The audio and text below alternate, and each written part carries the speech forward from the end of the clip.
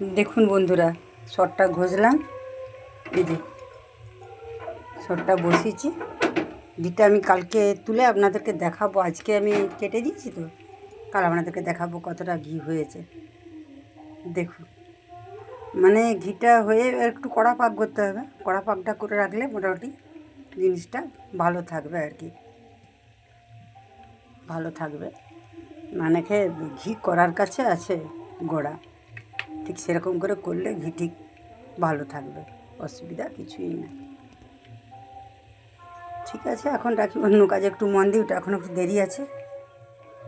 এই ঘরে সমস্ত কাজটাই সারলাম তো এইসব করতে। কালকে ধান কাটা হয়েছে, এই সমস্ত ধান দেখুন না, ধান কাটা হয়েছে, ধানগুলি রোদে দিতে হবে, নাহলে ধানগুলি নষ্ট হয়ে যাবে। পাচ্ছি নি এগুলো আমি করতে, আমার ক্ষমতায় কুলায়নি না।